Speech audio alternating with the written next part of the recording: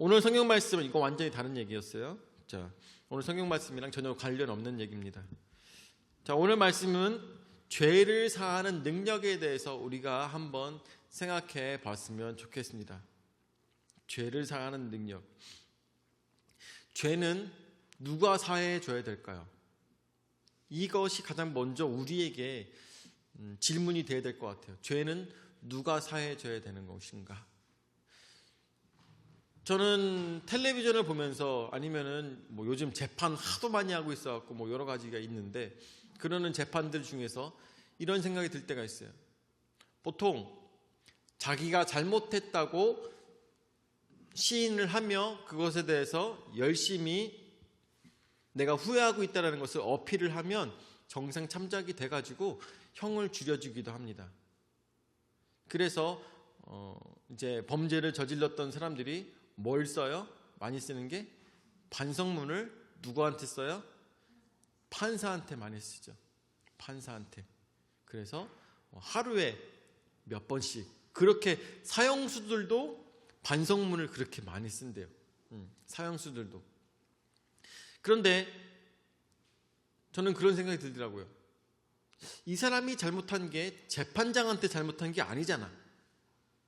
재판장한테 잘못한 게 아니라 누구한테 잘못한 거예요? 피해자한테 잘못했는데 왜 반성문은 피해자한테 안 보내고 왜 재판장한테 보내냐는 거죠. 사실은 이 반성문을 하며 앞으로 이런 일을 저지르지 않겠다, 내가 너무나도 미안한 마음을 갖고 있고 이런 일이 다시는 발생하지 않겠다라는 얘기를 누구한테 해야 될까요? 피해자와 재판장한테 둘 다 하는 것이 가장 옳은 방법이 아닌가, 가장 옳은 것이 아닐까 생각합니다. 그런데 어때요? 피해자들은 그러한 잘못됐다는 말 한마디를 들어보지 못한다는 것이죠. 그게 너무 안타까운 일이에요. 그래서 뭐라고 합니까? 피해자들이 하는 얘기가 아니 나는 합의해 줄 생각이 전혀 없는데 왜 재판에서는 저 사람한테 집행유예가 떨어집니까? 하면서 억울해하는 사람들이 너무나도 많은 것이죠. 억울해하는 사람들이 굉장히 많은 것이에요. 왜? 잘못을 저지른 사람이 그것을 피해자한테 올바로 반성을 하지 못했기 때문에, 그렇기 때문에 이 사람의 마음이 다 녹기도 전에 재판은 끝나버리고 오히려 피해자는 피해받은 대로 덩그러니 남아버리고 이 사람은 어떻게든 형을 감량을 해가지고 그렇게 살아가고 있다는 것이죠. 저는 이런 것을 봤을 때 뭔가 잘못돼도 크게 잘못된 것은 아닐까라는 생각이 듭니다. 우리 신앙생활함에 있어서도 마찬가지일 것입니다. 우리가 신앙생활함에 있어서 진정한 회개는 어떤 회개인 것일까요? 진정한 회개는 내가 누군가에게 잘못하였다면 그 사람에게 죄를 고백하고 그 사람에게 잘못했다고 용서를 빌고 그리고 난 다음에 그 사람한테서 어떻게 해요? 용서를 받고 난 다음에 하나님께 용서를 구하는 것이 올바른 행동이 아닌가, 올바른 회개가 아닌가 생각이 듭니다. 근데 우리는 가끔 크리스찬들이 그런 얘기를 하잖아요. 나는 하나님께 다 용서받았기 때문에 저 사람이 나한테 너 잘못했다고 얘기하는 것, 그거 말을 듣고 싶지 않다라는 얘기를 할 때가 가끔 종종 그런 것이 보일 때가 있습니다. 여러분들은 어떻게 생각하십니까? 여러분들은 생각했을 때 나의 죄는 하나님께만 용서받으면 끝나는 것일까요? 내가 다른 사람에게 눈물을 흘리게 만들었다면 하나님께만 용서받으면 끝인 것일까요? 아니죠. 그것이 아니라 내가 잘못한 사람에게 용서를 구해야 되는 것이겠습니다. 그래서 오늘도 성경 말씀에 우리가 예물을 드릴 때마다 이 성경 말씀을 읽지 않습니까? 그러므로 예물을 제대로 드리려다가 거기서 네 형제에게 원망 들을 만한 일이 있는 것이 생각나거든 예물을 제단 앞에 두고 먼저 가서 형제와 화목하고 그 후에 와서 예물을 드리라 라고 했습니다.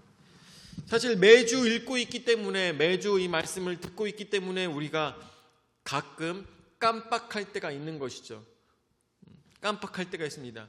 하나님 앞에 용서를 구하기 전에 내가 먼저 원망 들을 만한 일이 있는 것이 있었다면 그 사람에게 먼저 가서 사죄를 하고 난 다음에 하나님 앞에 예배를 드리는 것이 순서라는 것입니다. 내 손에 피가 묻어 있고 내 손에 다른 사람의 눈물이 묻어 있는 상황에서 하나님 앞에 예배 드리는 것은 하나님께서 원치 않으시며 받지 않으시는 예배라는 것을 우리가 먼저 생각해 봐야 된다는 것이죠. 매주 말씀을 듣고 있음에도 불구하고 우리는 매주 듣기 때문에 이 말씀의 중요성을 간과할 때가 너무나도 많습니다. 그렇지만 오늘 이 성경 말씀 마태복음 5장 23절서부터 24절까지 말씀을 내 삶에서 한번 곰곰이 깊이 생각해 봐야 될 것입니다. 그렇기 때문에 여러분들, 진정한 신앙생활은 어디에서 힘이 나는지 아십니까? 우리가 원망 드릴 만한 일이거나 아니면 원망하는 일이거나 이 모든 것들을 다 해결을 하고 하나님 앞에 예배를 드렸을 때 그 속에서 나오는 진정한 은혜의 강물을 맛볼 수가 있다는 것입니다. 사실 우리가 원망 드릴 만한 일이나 원망할 만한 일이나 이 모든 것들이 해결되지 않은 상황에서 예배를 드리잖아요. 은혜의 강물을 체험하기가 너무나도 힘듭니다. 우리가 내 마음에 걸리는 것이 있을 때 진정한 신앙생활은 언제부터냐? 바로 이 모든 문제가 다 해결되고 그리고 난 다음에 하나님 앞에 영광 올려드릴 때 그제서야 거기서 진정한 믿음 생활의 맛을 깨달아 알게 된다는 것이죠. 자, 오늘 말씀을 보면서 죄를 사하는 능력에 대해서 보도록 하겠습니다. 예수님께서 하루는 가르치실 때에 갈릴리의 각 마을과 유대와 예루살렘에서 온 바리새인과 율법교사들이 앉았는데 병을 고치는 주의 능력이 예수와 함께 하더라는 것이 바로 오늘 말씀의 처음 시작입니다. 17절 말씀에 그렇게 나오고 있죠. 그래서 첫 번째로 우리가 봐야 될 것은 협력하는 믿음을 보이라 라는 제목으로 우리가 생각해 봤으면 좋겠습니다. 협력하는 믿음. 우리가 믿음 생활함에 있어서 예전에 인터넷을 보다 보니까 그런 게 나왔었어요. 예수 믿으세요. 어떤 외국인이 피켓을 들고 있는데 뭐라고 하냐면 예수 믿으세요. 그런데 혼자 믿으세요. 한국의 교회는 글렀습니다. 라고 어떤 외국인이 이거를 들고 있더라고요. 피켓을. 그런데 그것을 보면서 굉장히 공감이 되더라고요. 공감이 됐던 게 어떤 것이냐면 보통 신앙생활을 하고 있던 사람들이 상처를 받게 된다면 하나님께 상처를 받거나 예수 그리스도 때문에 상처를 받거나 아니면 성경 말씀 때문에 상처를 받는 것이 아니라 교회에 같이 있는 예수 믿는 사람들에 의해서 상처를 많이 받게 되죠. 그리고 교회 때문에 상처를 받게 됩니다. 그러다 보니까 그 외국인이 그렇게 써놨어요. 피켓을 들고 있는데 예수 믿으세요. 그런데 혼자 믿으세요. 라고 써놨더라고요. 너무나도 안타까운 지금의 상황이라고 생각이 들긴 하더라고요. 그런데 믿음 생활을 한다는 것은 사실 혼자는 너무나도 힘듭니다. 우리 지금 풍성한 침례교회에 이렇게 성도님들 함께 모여서 예배를 드리고 있습니다. 이 예배 드리고 있는 모습 속에서 서로가 서로를 위로해주고 서로가 서로의 기쁨을 나누면서 함께 즐거운 일들을 같이 나누면서 이렇게 예배 드릴 수 있는 것이 얼마나 큰 감사인지 모릅니다. 그래서 믿음 좋으신 분들을 보면 우리가 무슨 생각합니까? 나도 저런 믿음을 쫓아가야지. 그리고 믿음 때문에 힘들어하고 어려워 계시는 분들에게 어떻게 합니까? 전화해서 우리가 기도해드리고 아니면은 그분들에게 일어날 수 있도록 같이 힘을 합치고 또한 물질적으로 어렵고 한 분들에게 어떻게든 도움을 드려서 함께 믿음 생활을 잘 갈 수 있도록 우리가 함께 어떻게 믿음 생활은 줄 서서 가는 것이 아니라 함께 손붙잡고 앞으로 나가는 것이 바로 천국을 향한 우리 행진이라고 생각해 볼 수가 있는 것이겠죠. 그렇기 때문에 믿음 생활이라는 것은 협력인 것입니다. 협력인 것이죠. 자, 그래서 오늘 말씀에 보니까 17절에서부터 말씀을 계속 다시 보죠. 하루는 가르치실 때 갈릴리의 각 마을과 유대와 예루살렘에서 온 바리새인과 율법교사들이 앉았는데 병을 고치는 주의 능력이 예수와 함께하더라 라고 했습니다. 예루살렘에서 온 예루살렘이라는 것은 우리나라로 따지면 어디요? 서울, 강남에 있는 강남 중앙 침례교회에 있는 장로들 이런 사람을 한번 상상해 보죠. 강종 침례에 있는 이런 목사님들, 전도사님들 막 이런 분들이 와가지고 어차피 강종 침례에 있는 사람은 제 방송을 안 볼 거니까 거기서 온 바리새인들과 율법 교사들이 앉아 있는데 거기에 있는 목사님들과 장로님들이 앉아 있는데 병을 고치는 주의 능력이 예수와 함께하더라 그랬어요. 그 많은 사람들이 보고 있는 앞에서 예수님께서 능력을 행하시는데 그냥 능력을 행하시는 것이 아니라 그 전에 없었던 것처럼 의사와 다른 방법으로 병을 고치는 것을 옆에서 바리새인들과 율법교사들이 보고 있는 것이죠. 그 사람들이 바리새인과 율법교사들이 와서 무엇을 했겠습니까? 그곳에 와서 한 수 배우러 왔겠어요? 한 수 배우러 온 것이 아니라 뭐 잘못하고 있나? 어떠한 잘못을 하고 있나? 이것을 그야말로 두 눈 뜨고 똑바로 쳐다보며 예수님을 책잡을 것을 바라보고 있는 것이겠죠. 18절 말씀에 한 중풍병자를 사람들이 침상에 메고 와서 예수 앞에 들여놓고자 하였으나 사람들이 너무나도 많이 모였습니다. 그 집에 더 많은 사람들이 들어가고 싶지만 너무나도 집이 작고 협소해서 사람들이 많이 들어갈 수 없는 상황이었어요. 그래서 정말 먼 곳에서 중풍병자를 침상에 메고 와서 예수 앞에 들여놓고자 하는 친구들, 성경 말씀에 보면 친구들이라고 했죠. 같이 있었던 사람들이 있었습니다. 약 한 4명 정도가 들 것을 같이 들고선 마치 가마를 하듯이 이렇게 병상에 싣고선 이 사람을 데리고 왔을 것입니다. 우리가 상상해 볼 수가 있겠죠. 이 사람들이 어떠한 사람들이었을까? 가족이었을 수도 있고 아니면 진짜 친구였을 수도 있습니다. 성경에서는 자세하게 나오진 않습니다. 다만 이 사람들이 어떤 마음을 갖고 있습니까? 저 예수라는 선지자를 만나기만 하면 이 사람의 중풍병이 낫겠거니라는 믿음만 가지고 먼 길을 찾아온 것입니다.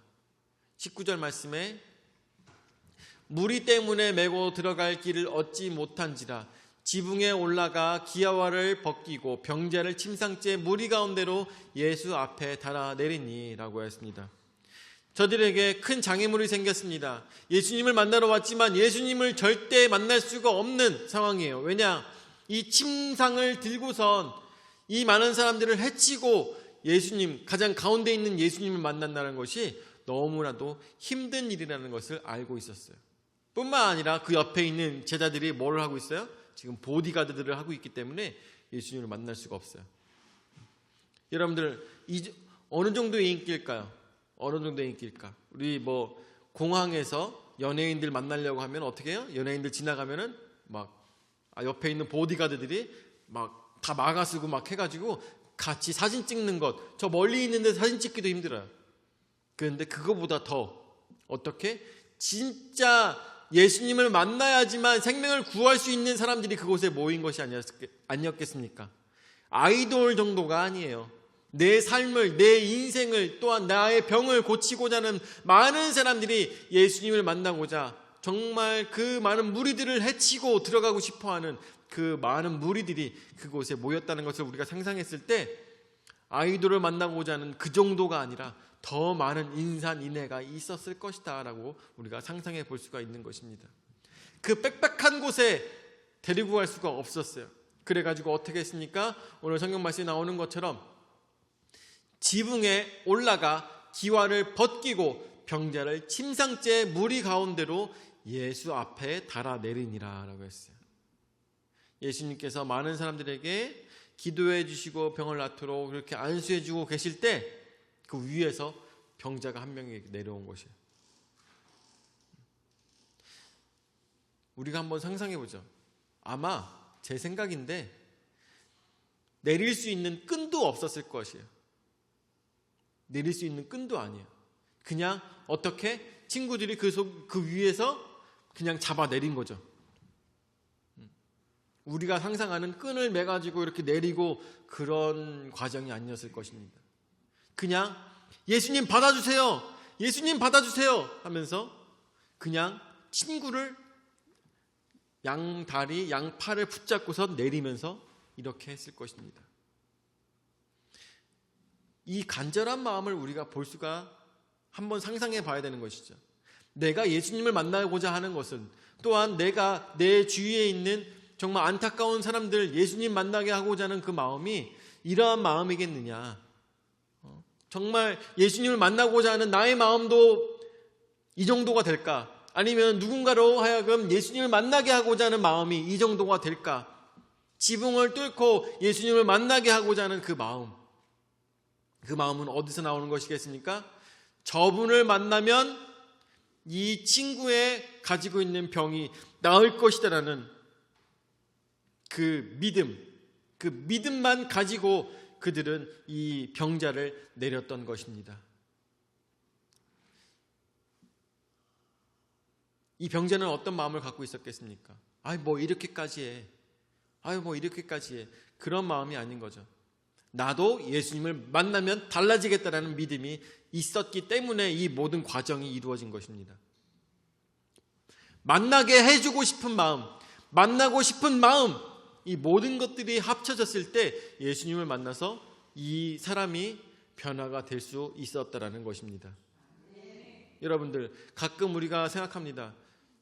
이제 전도를 가서 하나님 말씀을 전달하죠. 그런데 무슨 생각이 듭니까? 이 사람이 아직 들을 준비가 안 됐다 라는 생각을 할 때가 너무나도 많습니다. 그때가 올 거야 라고 얘기를 합니다. 그때가 올 거야. 그때는 언제입니까? 진짜 이 사람에게 예수님밖에 없을 때가 있다라는 것이죠. 예수님밖에 없을 때. 너무나도 위험할 때가 언제? 죽을 때. 정말 마지막 때가 가까이 왔을 때 이 사람에게는 예수님밖에 붙들을 수밖에 없구나라는 것을 깨닫는 그 순간이 있다라는 것이죠. 아마 이 중풍병 걸린 사람도 같은 마음이었을 것입니다. 내가 오늘 예수님을 만나지 못하면 죽겠구나라는 생각이 있었을 것입니다. 우리는 그런 마음이 아니고서는 내 인생이 변하지 않는다는 것을 우리는 깨달아 알아야 되는 것입니다. 오늘 내가 예배를 드리지 않으면 죽겠구나. 내가 오늘 기도를 드리지 않으면 죽겠구나. 내가 오늘 성경 말씀을 읽지 않으면 내 인생이 죽겠구나라는 마음을 우리가 깨달아 알아야 된다는 것이죠. 그 속에서 나에게 변화가 생기는 것이고, 그런 사모함에 있어서 나의 인생이 송두리째 바뀌게 된다는 것을 우리는 깨달아야 될 것입니다. 설렁설렁 남들 하는 것만큼만 그런 생각을 갖는 것이 아니라 진정 그 속에서 믿음에 대한 열정과 남다른 각오가 있어야 된다는 것을 우리는 생각해 봐야 될 것입니다. 자, 근데 예수님께서 그를 받아주셨습니다. 왜 받아주셨습니까? 협력하였기 때문에. 협력하여서 어떻게든 4명의 친구가 한 명의 이 친구를 예수님 만나게 하고자 하는 그 간절한 마음에 예수님께서 그 협동하는 마음을 보시고 이 사람을 중간에 줄도 서지 않고 온 이 사람을 예수님께서 받아주셨습니다. 결국 나오는 것처럼 협력하는 믿음을 예수님께서 보셨다는 것을 우리가 볼 수가 있는 것이죠. 그래서 20절 말씀에 예수께서 그들의 믿음을 보시고 이르시되 이 사람아 내 죄 사함을 받았느니라 하시니 라고 했습니다. 예수님께서 무엇을 보셨다고 했습니까?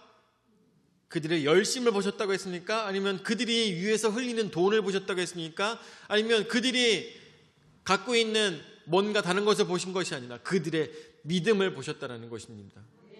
이렇게까지 나를 만나고 싶어하는 저들의 믿음을 보시고 이르시되 이 사람아 네 죄 사함을 받았느니라 하시니 라고 했습니다. 이 당시에 이 중풍병은 많은 병들이 있겠지만 특별히 이 중풍병을 걸리고 나면 여러분들 아시다시피 사람이 사람 구실을 못해요. 사람이 사람 구실을 못합니다. 그래서 중풍병이 걸렸을 때 많은 사람들이 뭐라고 하냐, 저 사람 얼마나 죄를 지었으면 저런 병에 걸리나 라고 했었어요. 그렇기 때문에 그 당시에는 중풍병은 죄 때문에 걸리는 병이라고 많은 유대인들은 믿고 있었습니다. 근데 진짜 그럴지도 모르고 스트레스나 여러 가지 죄 때문에 그런 병에 걸렸을지도 있겠지만 어쨌든 간에 예수님께서 뭐라고 말씀하십니까? 네 죄의 사함을 받았느니라 하시니 라고 했습니다. 예수님께서 내려오는 그 사람을 보시고 어디가 아파? 뭐 때문에 내려와? 무슨 일이야? 너도 줄 서야지. 저 사람들 안 보여? 이런 말씀 안 하시고 뭐라고 하셨어요? 내 죄 사함을 받았느니라 하셨어요. 결국 무슨 얘기냐? 예수님을 찾아오는 많은 제들에게 있어서 예수님께서는 너에게 돈이 얼마 있어? 네가 얼만큼 나를 찾아왔어? 네가 얼만큼 교회에서 어느 정도 위치야? 여러 가지 물어볼 필요 없이 네가 어떤 과정으로 나를 찾아왔어? 이런 걸 보시는 것이 아니라 무엇만 보신다는 것이에요? 예수님은 철저히 믿음 하나만 보신다는 것입니다. 오늘 우리가 이 교회에 나왔습니다. 풍성한 침례교회에 나와서 예배를 드리고 있습니다. 예수님께서는 무엇만 보시겠습니까? 믿음만 보신다는 것입니다. 내가 오늘 어떠한 마음으로 예수님 앞에 나와왔는지, 내가 오늘 어떠한 마음으로, 어떠한 사모하는 마음을 가지고 예수 그리스도 앞에 모였는지, 앞에 나왔는지 그 믿음만 보신다는 것입니다. 네가 어떠한 체험을 했고, 네가 어떠한 과거를 살았으며, 네가 어떠한 죄를 짓고 이 모든 것들을 보시는 것이 아니라 믿음 하나만 보신다는 것입니다. 오늘 믿음 하나만 붙들고 오신 여러분들에게 주님의 놀라운 은혜가 있기를 예수 그리스도로 축원을 드립니다. 아멘. 자, 두 번째로, 누가 죄를 사하는 능력을 행할 수가 있겠습니까? 누가 죄를 사하는 능력을 가질 수 있을까요? 21절 말씀에 서기관과 바리새인들이 생각하여 이르되 이 신성 모독하는 자가 누구냐? 오직 하나님 외에 누가 능히 죄를 사하겠느냐? 저도 아마 비슷한 광경을 보았으면 똑같은 생각을 했을 거예요. 어떤 사람이 네 죄 사함을 받았느니라 얘기하면 뭐야 저거? 이렇게 했을 겁니다. 분명히 저 같았어도. 그래서 바리새인과 서기관은 똑같은 생각한 것이죠. 이것은 신성 모독이다. 이건 이단이다. 이렇게 얘기했을 것이에요. 생각을 하며 하나님 외에 누가 능히 죄를 사하겠느냐? 우리는 지금은 그렇게 생각해도 되죠. 저 사람이 뭔데 죄를 사한다고 그래? 왜냐하면 우리는 하나님과 예수님만 믿는 믿음 외에는 아무것도 없기 때문에 지금은 그렇게 생각해도 되죠. 아마 저는 생각했을 때 서기관과 바리새인들이 생각하는 바도 아마 문제가 되는 것은 아니었을 것이에요. 왜냐하면 저들도 진짜 어때요? 하나님만 사랑하는 사람들이었기 때문에. 지금은 우리는 예수님도 같이 사랑하지만 이 당시에는 하나님만 바라보고 있는 사람들이었기 때문에 저들이 생각하는 것은 옳다고 생각합니다. 그런데 오직 하나님 외에 누가 능히 죄를 사하겠느냐라고 얘기합니다. 그런데 여기서 어떤 일이 벌어지는 것일까요? 22절 말씀에 보죠. 예수께서 그 마음을 아시고 대답하여 이르시되 너희 마음에 무슨 생각을 하느냐? 23절 내 죄 사함을 받았느니라 하는 말과 일어나 걸어가라 하는 말이 어느 것이 쉽겠느냐? 라고 했습니다. 여러분들 23절 말씀 한번 생각해 보십시오. 내 죄 사함을 받았느니라 하는 말과 일어나 걸어가라 하는 말 어느 것이 쉽겠느냐? 어느 것이 쉬울까요? 1번 내 죄 사함을 받았느니라가 쉽겠어요? 2번 일어나 걸어가라 하는 말이 쉽겠습니까? 어떤 말이 쉽겠습니까? 1번? 1번이 쉬울까요? 자, 1번이 쉬울까요? 2번이 쉬울까요? 우리는 둘 다 못해요. 우리는 둘 다 못해. 어느 것 하나 쉬운 게 없어요. 바리새인들과 사두개인들 바리새인들과 서기관 어느 누가 이 둘 중에 어떤 말을 할 수가 있겠습니까? 내 죄 사함을 받았느니라 할 수가 있겠어요? 아니면은 걸어가라, 일어나 걸어가라 이 말 어떠한 것도 할 수가 없습니다. 어떠한 것도 쉽지 않습니다. 어떠한 것도 가능한 일이 아니에요. 누구기 때문에 가능한 것입니까? 예수님이 때문에 가능하다는 것이죠.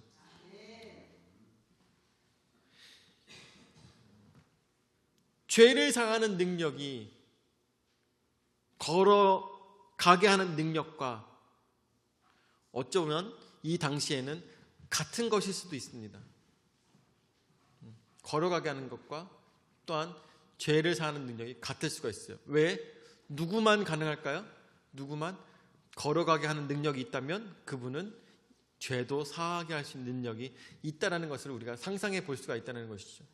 왜냐하면 중풍병을 걸렸다는 것은 여러분들 지금도 지금 2000년이 흐른 지금 이 세상에서 중풍병을 낫게 하는 방법이 있어요, 없어요? 중풍병을 낫게 할 수 있습니까, 없습니까?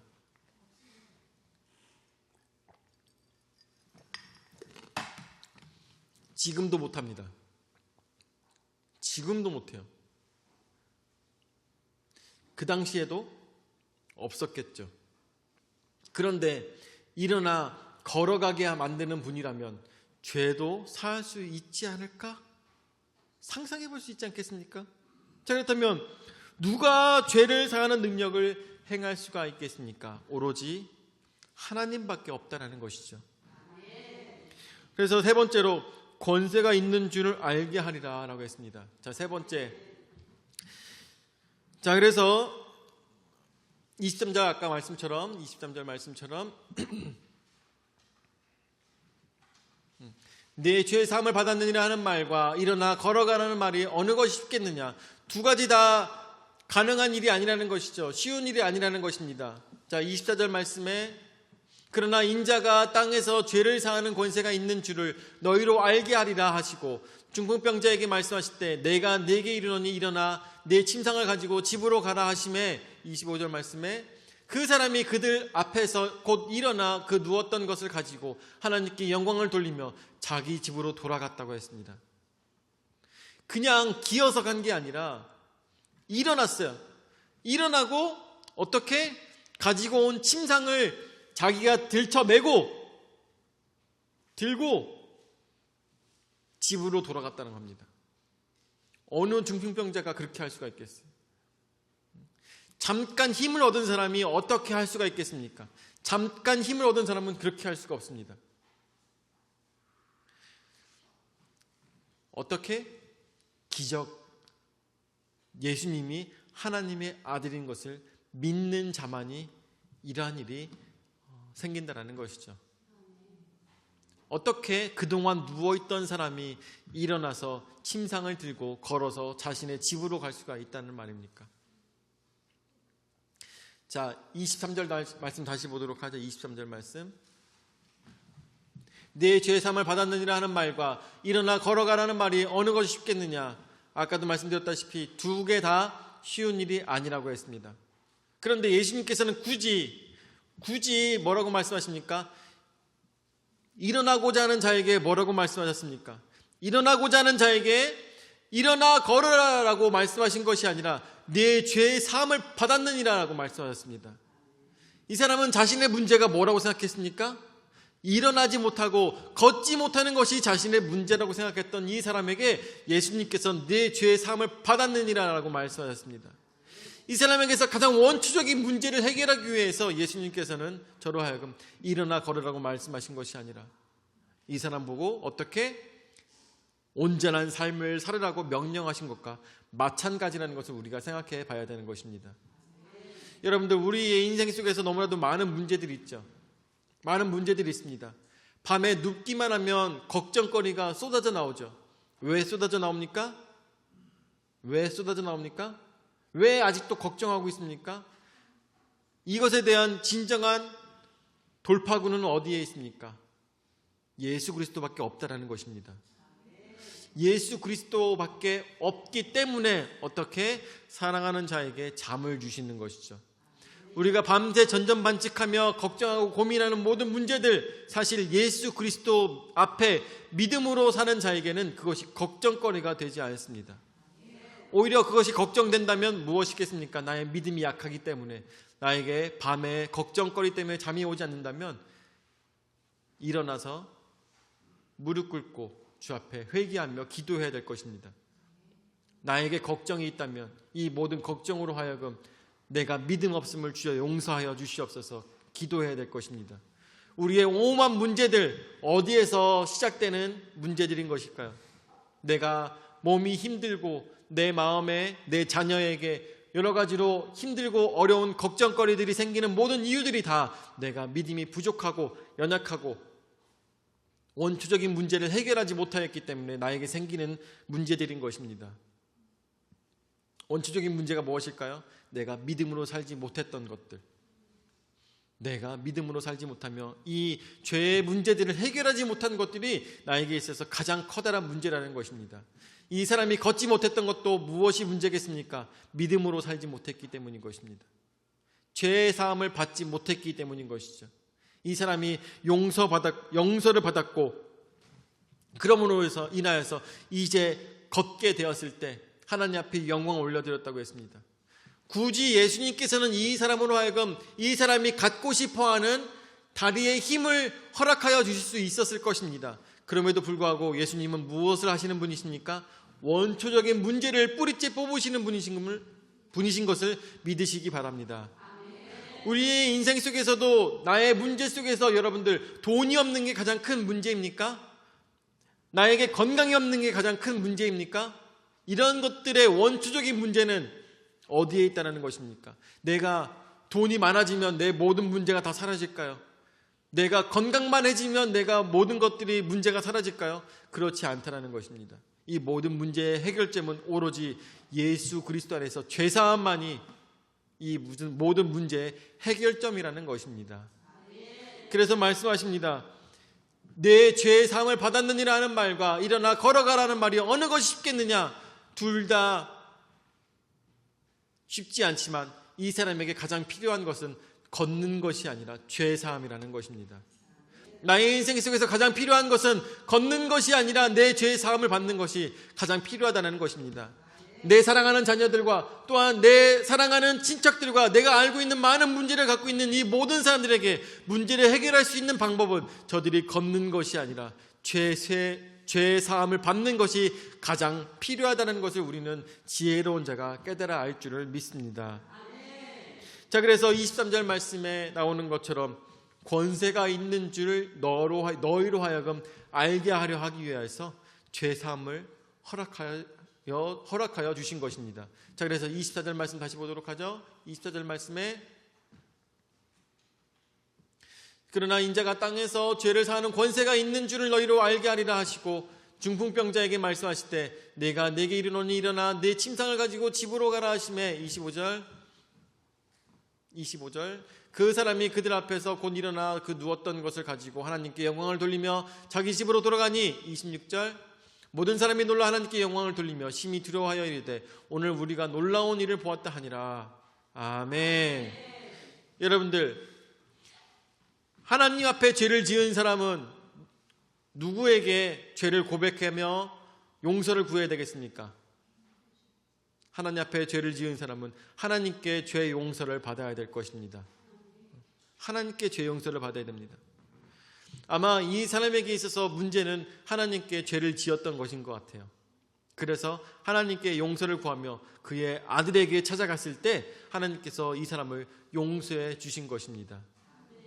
우리가 하나님 앞에 죄를 지었다면, 하나님을 만날 수가 없다면 어떻게 가야 되겠습니까? 그 아들에게 가야 되겠죠.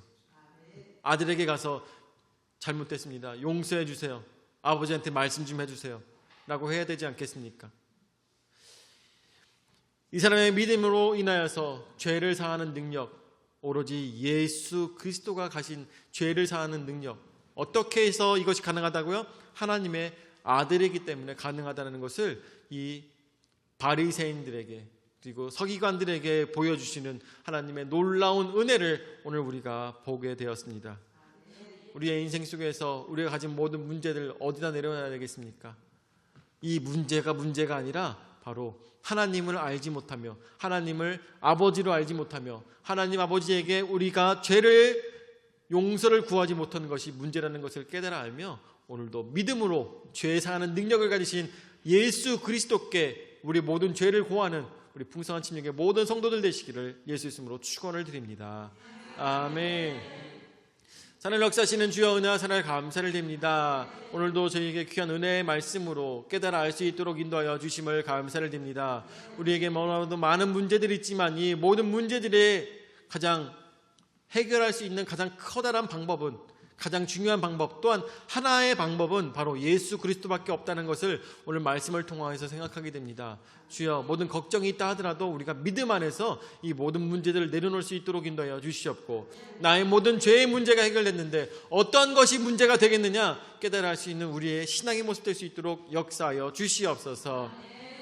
이제는 자기 몸으로 죽기까지 우리 죄를 담당하신 구주 예수 그리스도의 은혜와 자기 외아들을 주기까지 우리를 사랑하신 아버지 하나님의 무한하신 사랑과 성령 하나님의 감화 감동 역사 교제 위로 내주하신 은혜가 예수 그리스도 안에서 모든 문제가 해결되고 죄 사하는 능력을 가지신 오로지 예수 그리스도 앞에 모든 죄들을 내려놓고자 하는 모든 성도들 머리머리 위에 영원히 함께 하실지어다. 아멘.